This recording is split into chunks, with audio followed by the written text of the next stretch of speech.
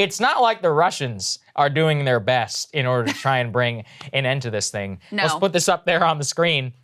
You know, Sergei Lavrov, who is the foreign minister of Russia, the top diplomat, said yesterday that the overarching goal of Moscow is to, quote, free its people from an unacceptable regime. So even after all this, after their economy has suffered, tens of thousands of their troops are dead, tens of thousands of Ukrainians are dead, they've been embarrassed on the world stage. Yes, they're still printing money, but it hasn't exactly worked out, as how they thought it would. They're still pursuing regime change in Kyiv and trying to oust Zelensky. So it's not like they're giving anything on the diplomatic front. They're not creating any sort of an opening. Exactly. So as long as they want to act like this and then bomb stuff in Odessa minutes after signing a grain deal, how are we supposed to get to any solution? I think anybody who's like us who also wants peace should also emphasize, like, man, these damn Russians, they're not giving any ground here. Like, what are you people doing? Yeah, I mean, that's exactly right. That doesn't change the fact that our administration's policy should be doing everything that is in our power to push for negotiations and a diplomatic resolution, because that will be the best thing for the world, for the Ukrainians, for our people, et cetera. But that doesn't mean there are a lot of openings right now. And I think, frankly, the Russians feel like they're in a pretty good position. They've weathered a lot of the economic storm.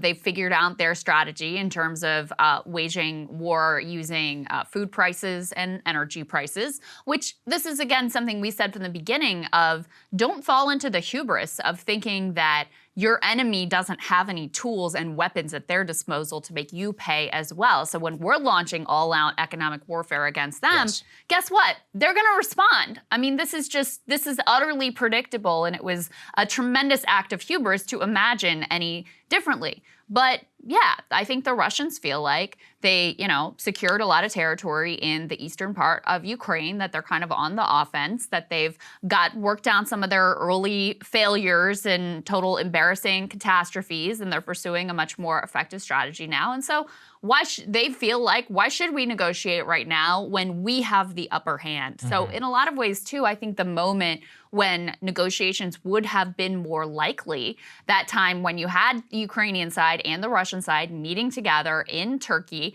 and there was some actual effort to come to a resolution, and the Ukrainians were much stronger on the battlefield at that point.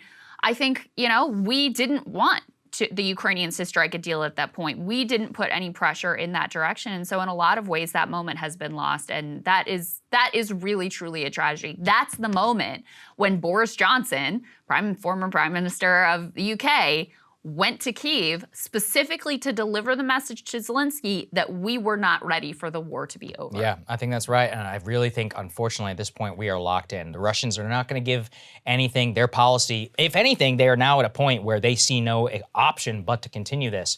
Also, reporting currently indicates, and this is going to be a key thing to watch, it broke this morning, that the Ukrainians are actually planning a major counterattack on the city of Kherson.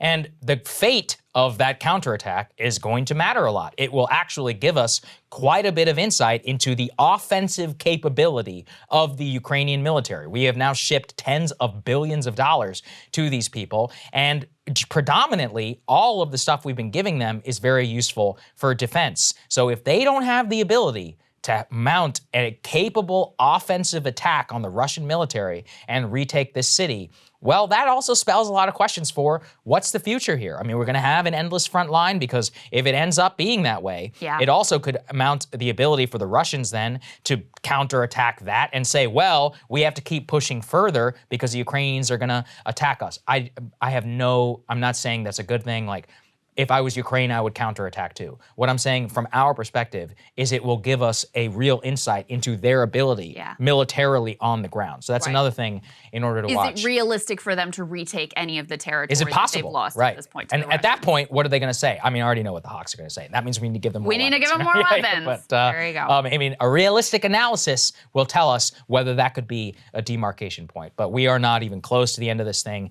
Russians are still saying they want regime change in Ukraine. As As long as that's the default policy, nothing is going to happen. And they're going to guarantee the Western reaction. And then the Western reaction is guaranteeing the Russian reaction. It's a mutually reinforcing force, which makes the world less safe. And a lot more people are going to die. I just don't think there's any other way. That is the sad state of affairs. Cable news is ripping us apart, dividing the country, making it impossible to function as a society, and making it impossible to know just what is true and what is false. But the good news is they are failing and they know it.